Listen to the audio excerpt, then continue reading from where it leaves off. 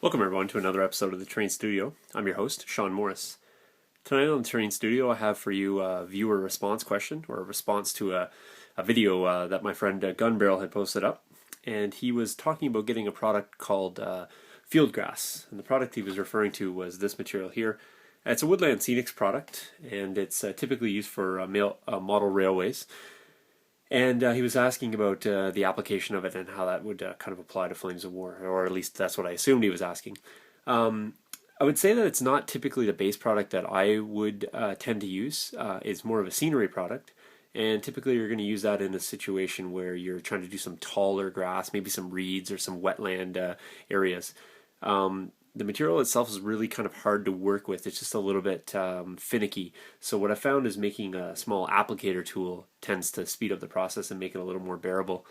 So I'm just going to talk about the tool, and then I'm going to talk about how to apply it, and then hopefully that will answer the question. And if not, I'll do a better job in the next video and try to answer it once again. But for the tool itself, basically what I do is I take a standard sewing needle, and I'm not sure if this will focus or not, but so I just take a standard needle,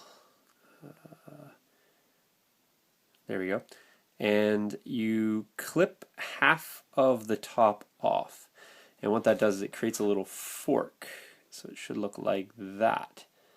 So you can see those in camera together. Apologize, it's not very good on my phone here, but so you create a little pitchfork.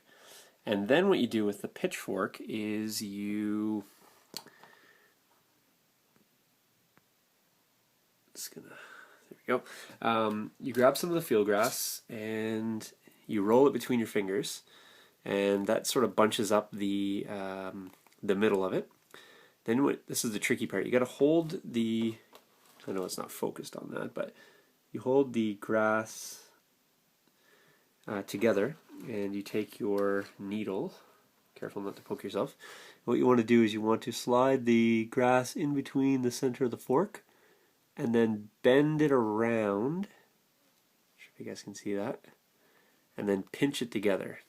Now this is going to be hard to do on camera because it, like I said, it is very finicky. But try again here. So bend it together. You can use a larger needle too if that, this is kind of a small one, that's all I had handy, but there you go. So you get this little arch like that. Then what you do is you take your material, and it's best in foam, but you just press it down in as far as you want.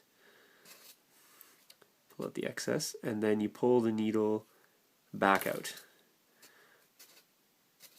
And you kind of get these, not everything's going to stick in there, that's fine. And then you get this little tuft of grass. See if I can get it focused on that. Perhaps I can. There you go. So you get this little tuft of grass. Now obviously that's really, really tall. So then what you're going to do is you're going to come in and you're going to trim it to whatever length you like. And then you end up with this little bit of reeds. Once again, grabbing a little more field grass. Pulling out a little bit out of the package. It's best to do it in small amounts so you don't waste anything. Again, twisting it up, grabbing your pitchfork if you didn't lose it like I almost did, stabbing it in the middle, bend it over on one side, bend it over on the other. You're not going to get all of it just because it's quite difficult to hang on to it all, but you go really close to your other one. Push it in, back out. This one here I want a little bit longer, so I'm just going to trim it like that. And you're going to continue to build up your, you can kind of like that a little bit. You're going to continue to get more and more of a build-up. I have some more, I'll just do one more, just so you can kind of get a sense of what it's going to look like. I'll attempt to stick in a larger clump here. There we go. Stick it in really close to that. Poke it down.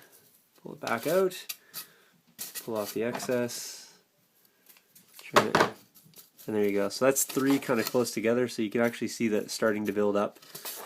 What I then find, some people will stick glue on the end or poke a hole and stick glue down inside. I don't find that it's really necessary to do that. Just take a little bit of watered down PVA and just put it on the end of a paintbrush and just drop it right down at the base, and it tends to wick right down into the foam. What actually happens if you put the glue too thick, it actually will wick up the stem as it dries.